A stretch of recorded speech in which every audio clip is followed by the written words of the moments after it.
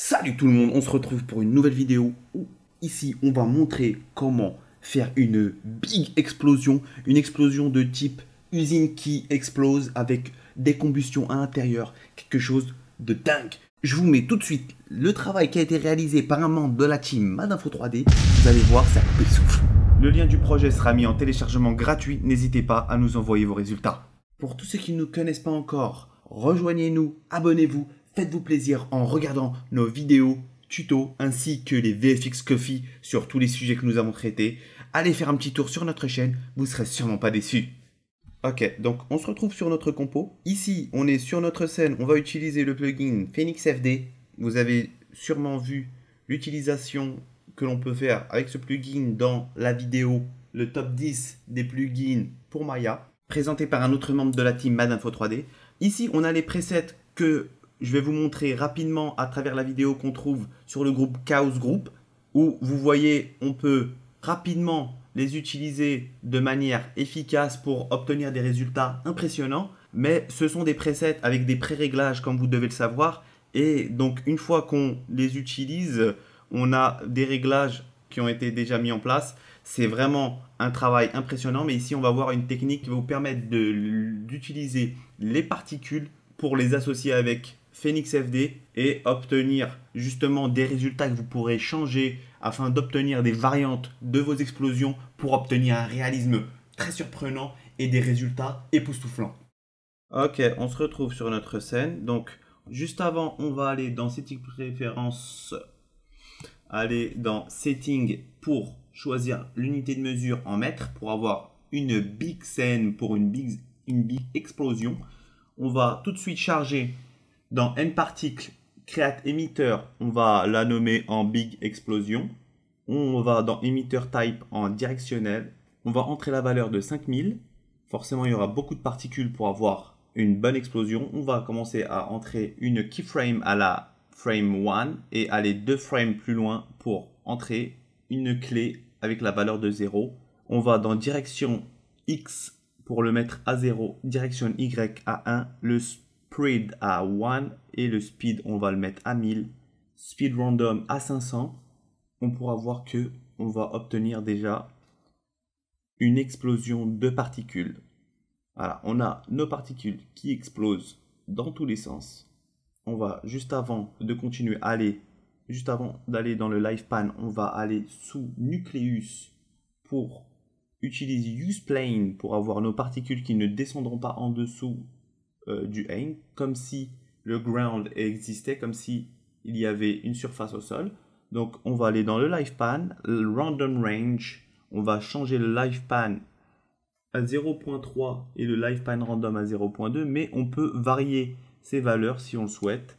On peut souhaiter arranger ça en mettant 0.5 à 0.3 pour le live pan random, mais moi je pense laisser, pour faire la part des choses, 0.4 et 0.3 en live pan random. Donc on va ici pour sélectionner notre Phoenix Scene, on sélectionne notre Phoenix Source Fire, puis on va Edit Object Set pour sélectionner notre Phoenix Source ainsi que nos N particules afin qu'ils soient associés. Ensuite, on entre la valeur de discharge de 8000, on décoche température et smoke et on coche fuel. On n'oublie pas de cocher use particle size justement pour avoir une association des particules avec notre Phoenix Source. On va dans grid, augmenter le cell size à 0.3 pour l'instant. On va dans le boundary condition Y, on le met en jammed négative. On va dans grid, on n'oublie pas de sélectionner en mètres. On va aller dans fuel, enable burning, on coche. Énergie, on le met à 15. Ignition, température à 290. Fuel, temptation à 5. Smoke, 0.2. Threshold à 1. Et on laisse la dernière telle qu'elle. On va aller dans le dynamique. Le cooling à 0.3. Smoke dissipation 0.1. Large scale, bien sûr, à 1 et smoke surface à 0.450. On met en méthode PCG symétrique et on baisse le step par frame à 1. On va aller rapidement dans Output pour avoir localisé notre dossier cache pour la simulation. On va aller dans Preview désélectionner Temperature Smoke et cocher Fuel. On va retourner dans Output pour cocher Fuel aussi ici. Et on peut lancer une petite simulation. On va voir que on n'a pas d'aperçu. Donc ce qu'on va faire, on va aller dans Preview, GPU Shade Preview et cocher Enable. Et on a un petit aperçu de notre rendu, de notre simulation, pardon. Donc on va aller dans Phoenix FD Source, on va aller augmenter le noise à 10. Dans le grid, on va réduire le cell size à 0 point pour avoir une meilleure qualité de notre simulation. On va aller ensuite faire une petite simulation, supprimer l'ancienne et relancer pour voir ce que cela donne.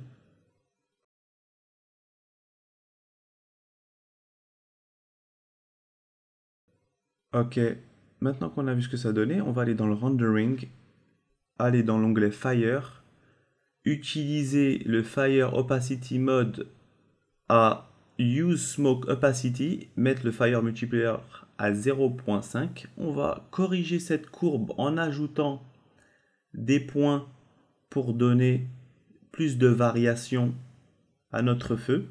On fait un genre de zigzag, un genre de montagne pour notre courbe.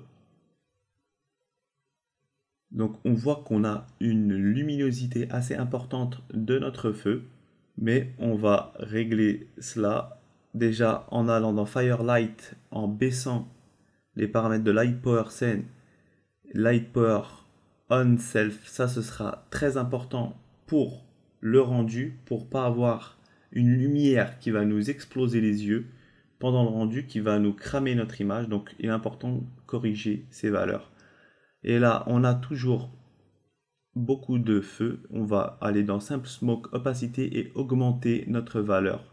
Il est bien de le laisser entre 0.9 et 1 pour avoir quelque chose d'assez conforme à ce qu'on recherchait. Et là, on fait un petit playback et voici le résultat de notre première simulation. On va apporter des améliorations pour avoir quelque chose de beaucoup plus big. Donc on va mettre une petite clé d'animation dans le discharge de notre Phoenix Source à 1 et aller 2 frames plus loin et le mettre à 0.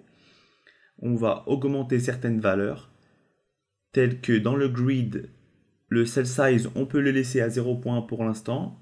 On va aller dans Adaptive Grid, mettre en Temperature Liquid et mettre le threshold à 600. On va augmenter la quality à 50 et on va lancer une petite simulation en ayant supprimé l'ancienne. Voici ce qu'on a après notre simulation. Quelque chose de beaucoup plus important, beaucoup plus épais. Je vais vous montrer tout de suite ce que ça donne après un Play Blast. Voici, c'est un résultat assez impressionnant. On peut apporter quelques petites touches d'amélioration si on veut baisser le cell size, mais forcément, bien sûr, ça va nécessiter un temps de rendu beaucoup plus important. Je vais mettre un petit plane, donc pour vous montrer un petit tips, un petit truc et astuce. Comme vous pouvez le voir ici, j'ai l'arrière-plan de mon plane qui disparaît. On a un problème justement de visibilité. Pour corriger tout ça, on va aller dans View, Caméra Attribute Editor, augmenter le Fair Clip et ajouter un 0 et le mettre à 1000. Ça, c'est dû tout simplement au fait qu'on a choisi l'unité de mesure de mètres. Et donc, forcément, ça crée ce petit problème qu'il faut régler. Donc là, j'ai mis un petit shader vert simple pour pouvoir avoir un petit rendu. Donc, je vous montre tout de suite la scène sur laquelle nous avions travaillé avec la team Madinfo 3D. Afin de vous montrer tout de suite les rendus vu que ça a été déjà calculé. Donc le Firelight, on a vraiment baissé le Light Power On Scene comme vous pouvez le voir à 0.01 pour obtenir quelque chose d'assez smooth, d'assez léger, car sinon ça cramait beaucoup l'image de notre rendu. Et donc il est important de régler ces valeurs. Le cell size, on l'a mis à 0.075, donc on a amélioré un petit peu la qualité. On est parti dans Rendering et on a réduit le step qui était de base à 90, on l'a mis à 50 et le Shadow Step qui était à 200, nous l'avons mis à 120 pour améliorer un petit peu le rendu de notre explosion.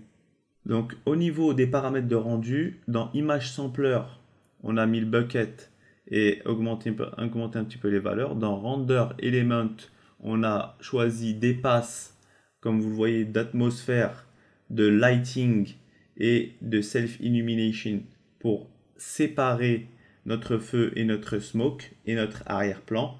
On a utilisé Nuke, comme vous pouvez le voir ici, pour avoir une meilleure qualité, et on a fait un petit composite justement de notre feu en ajoutant du glow et en faisant une petite retouche de colorimétrie.